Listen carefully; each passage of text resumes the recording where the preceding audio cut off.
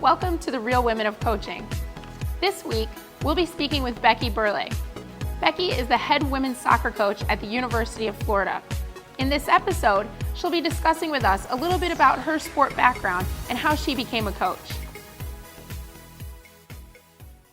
My soccer playing career started out a little inauspiciously in the sense that I didn't play soccer. When I first started playing sports, I lived in Massachusetts, rural Massachusetts, and there was no sport available for women at that time. My dad coached baseball, my oldest brother played baseball, and my middle brother and I and my mom ran the concession stand at baseball. So we didn't really have any opportunity to have any other sports. But when we moved to Florida when I was 10, we moved right across the street from a soccer field. And that was just by chance. But my parents said, well, you're new to the area, you don't know any kids, we want to get you involved in some activities, so we're going to sign you up for soccer. So they signed up me and my two brothers for soccer. It really didn't stick with either of them. My oldest brother played for a year and went back to baseball. My middle brother played for a few years but didn't love it, but I loved it. It was my first chance to play a competitive sport, an organized sport, and I got to play with the same group of girls from age 10 to the end of my high school career, which was really unique and really a lot of fun. My first team that I ever played on was sponsored by a marina, and they had several teams, but we were their youngest. So our team was called the Palmer's Marina Dinghies. So it was really intimidating. But it was a fun team to play on because some of the girls were older than I was. Some of them had played a little bit longer than I had, and I learned a lot from them. And just that whole experience of playing with those girls throughout the years was awesome. Going into high school, right before I got to high school, there was no high school soccer in Tarpon Springs. We sold bumper stickers for our family station wagon and other people's cars that said high school soccer now. And so by the time I was a freshman in high school, the high school soccer program had begun. And we were actually a pretty good team because of the fact that our club system in Tarpon had, we had played with each other for so long. So when we were going through the whole process of whether or not anybody on our team would go to college to play soccer, I was really on board with that. I wanted to play college soccer very badly. But my parents were really not too crazy about that idea at all. My dad especially thought that my grades would suffer if I played a college sport, even though they hadn't all through high school. And I think my mom was just worried about me going far away. So there was a local junior college that I had a scholarship to, an academic scholarship to, and that was their first choice, but not mine. My high school coach, who was a female, and that was pretty unusual at that time, so she was pretty pioneering. Her daughter made All-American, so she went up to the National Soccer Coaches Association banquet and met some college coaches there and convinced a couple of them to come down and watch our high school team play. When they came down to watch us play, the coach at Methodist College, Joe Pereira, happened to watch our team and was really interested in the goalkeeper, who was the coach's daughter, a forward that was my best friend, and was really interested in trying to recruit them to go to Methodist. He didn't really have a whole lot of interest in me, but my coach advocated for me and said, she really wants to play college soccer as well. And he said, well, if she can convince the other two to come, then we'll take her too.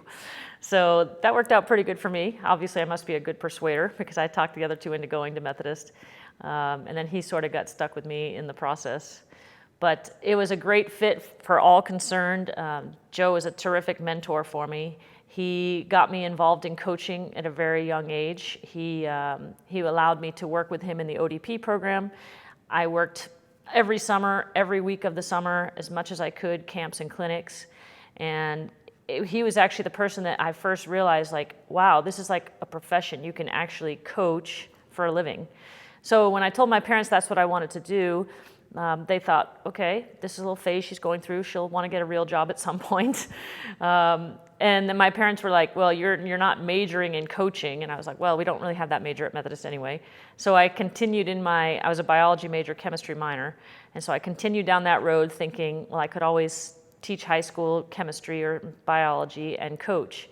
But I really knew I wanted to coach in college from the beginning. From the freshman year on, I knew that's what I wanted to do. And at the end of my junior year, I started writing letters to other schools to tell them that I was going to be looking for an assistant coaching job when I graduated. And I'm sure all those letters went straight to the trash for most people. But then at the conclusion of my senior year, I had an opportunity to be an assistant coach at TCU out in Fort Worth. Well, as I am out in TCU trying to find an apartment, the coach from Berry College calls me and says, I'm going to leave to take the job at Creighton. You really need to come and interview for this job. And I said, well, I can't. I've just accepted this job out here at TCU. So he calls the head coach at TCU, and the head coach tells him, she really has a chance of being a head coach at this job at Berry, but she won't come interview because she says she's just taken your assistant coaching job. So he says to me, you need to go and try and look at this job, which I thought was very unselfish of him. A coaching search is kind of a pain in the neck. He had his person, and he allowed me to go interview for the Berry job, which ended up to be the job that I got. So I have a really late birthday. It was kind of crazy. My first year, I was 21 when I started there. I had 4 players on the team that were older than I was. But it was awesome because I had some great mentors. My athletic director at Berry was Bob Pearson, who had been a soccer coach. The men's coach at that time was Brett Simon, who's a terrific coach, most recently at Stanford. So I had some awesome mentors and kind of made it through those first few years with very little experience, but a lot of help. And then when the Florida job opened, we had played, when I was at Berry, we had played a lot of Division I schools. So despite the fact that we were in the NAI, we had played a lot of Division I schools, and we had had some success against those teams.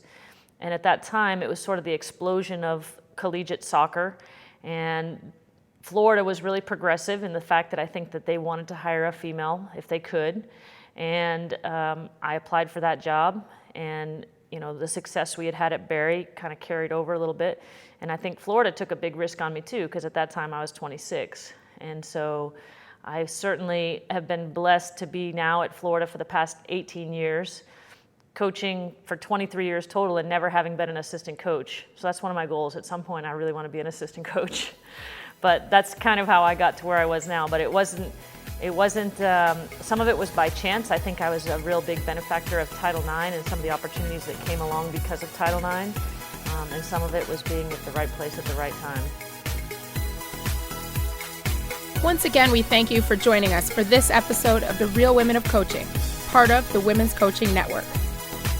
In our next conversation with Becky, we'll discuss developing athlete leadership on your team